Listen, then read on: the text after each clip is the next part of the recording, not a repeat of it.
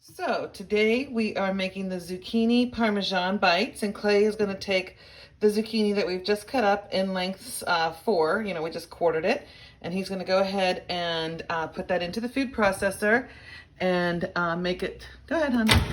Yep, so he's going to be grating that zucchini, and so you just put it right down in there. It's on the grater attachment, and he's going to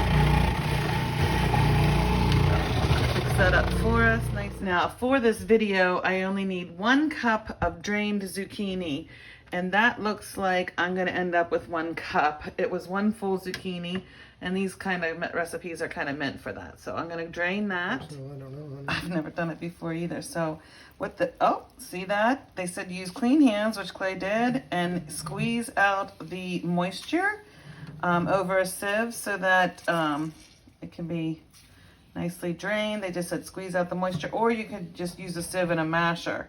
So did you just try to press that down? Yes, baby. Okay, great. So same done? Hmm? Great, so we just need a cup.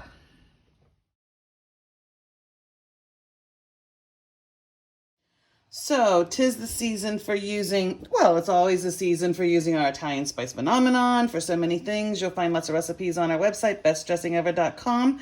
Check them out. Some of the best, oh, I don't know if I have enough. Yes, I have enough of this recipe. Okay, so our zucchini, it's zucchini season. So most people are trying to give them away, find more things to do. So this recipe calls for 1 cup of grated and drained zucchini. And so you can see that's pretty dry. It was like kind of stuck right in there. So that's 1 cup of the zucchini. It calls for 1 egg. So I'm going to go ahead and crack that egg. I'm going to put in 1/3 of a cup of breadcrumbs. And these are just some nice panko breadcrumbs. I'm going to put in the Parmesan cheese. That is just 1/4 of a cup of Parmesan cheese. And the recipe doesn't call for it, but I love onions, so I'm just going to put some nice sweet Vidalia onion in that. And this recipe will be available on our website, of course. 2 tablespoons of this Italian spice phenomenon. And so you can use, I just open it right up, but we do have both sides, the sprinkle side as well as the tablespoon side, but I find it's just easier to open it up, especially if there's a little extra in there. Never hurts. So the Italian spice phenomenon, 2 tablespoons of that, give or take. And that's going to be mixed together and put into a 400-degree oven, which I've already preheated. So we've got that working on a greased baking sheet. And I'm going to shape these into small balls. And so you can see how this is going to be like, they call it a zucchini Parmesan bite. So I'm going to make these into tiny little bite size, and it'll be better than any tater tot that you've tried. But just with that cheese, the zucchini, that Italian spice phenomenon, you can see how this is still nice and dry. So it's not going to be, greasy, but it's going to stick together. That cheese and the egg is going to make that stick together. And we'll be back when they're ready to go in the oven. And so this is a new recipe for me, and I have made 4 of these balls already. I've taken kind of this, and I kind of just let it fall apart as it needs to and shape this into the ball. And so Clay suggested maybe we're going to need an extra egg, and we just might. This feels really wet, but we'll see. And so I'm trying to make the balls as close in shape as they closely in size as I can, but like I said, I'm really looking forward to trying this.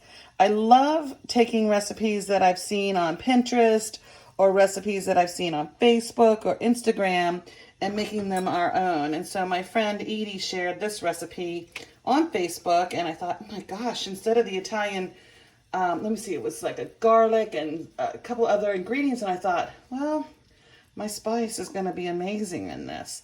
And so instead of adding all of the spices that they suggested, I have them all readily available. And with the added spices and flavors that our Italian spice phenomenon has, it's going to make it even better.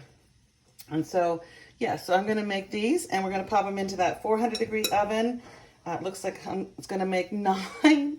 It's going to make 9. So I mean, as a vegetable side dish, you're not gonna get maybe 3 servings, maybe 4. I would imagine you'd give a person maybe 2 of these, 2, 3, so 4, or I'd say 4 servings. What do you think, hon? I would think so. I mean, not more than 4.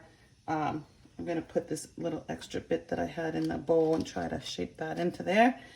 And we're gonna pop it in there, and it says to cook for 15 to 18 minutes. So we'll see how they turn out. We can see it's bubbling. Oh, look at this. Okay, so we still have 5 minutes to go. It looks like it's getting a little bit browned around the outside. What do you think? I'm gonna hon? reach in and just, yep, Getting done. they're getting done. 5 more minutes, and I'm going to let you know, my hands smell like the Italian spice phenomenon, so you'll probably want to wear gloves. All right, so the 15 minutes are up. Do you want to check them, hon? He thinks we might need the 3 more minutes. It's 15 to 18 minutes. What are you feeling for? Feeling for doneness. And that feels more like there's less give, or what? It would feel, this has got, it's still wet feeling, like I can still form it. So I think it needs a little bit more time. Okay, great. And then we're going to put those on a plate for sharing. And we're going to use the Bold and Sassy as dipping sauce. The recipe calls for marinara. So if you don't have any Bold and Sassy Italian in your house, which, too bad, go ahead and use some marinara sauce. And okay, so they are out of the oven, sizzling and looking and smelling delicious. We're going to plate those, and we'll actually try them and let you know how they taste.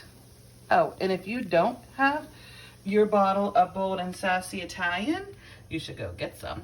And if your counter doesn't look like mine, you might wish it did.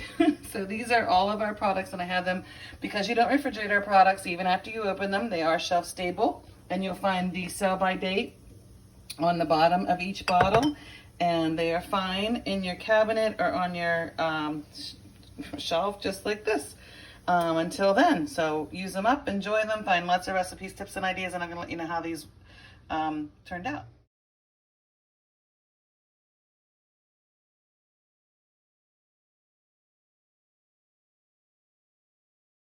Okay, so Clay and I have each had one of these, and we're gonna suggest that you cut the spice, the Italian spice phenomenon, back to 1 tablespoon because it's just too much flavor. Not that I can't enjoy it, but it's a little too much. I do love dipping it in the Bold and Sassy Italian, and I would suggest as well to make them smaller, so that you can maybe move them around a little bit, because, oh, maybe you can't see that, but see how these got nice and crispy? That cheese kind of got crispy on the bottom. What I'd like to have seen would be the crispiness on both sides. So I would have liked to have seen it on both sides and had a little bit of that crispy on both sides. So that would be our only suggestion. Babe, anything else? You could probably even pan fry them, and then you could flip them. Oh, that's a good idea. So, but everything else turned out really well. Great consistency, great flavor. I mean, it's a little bit bold. I'm sorry, it's a little bit Italian, but enjoy.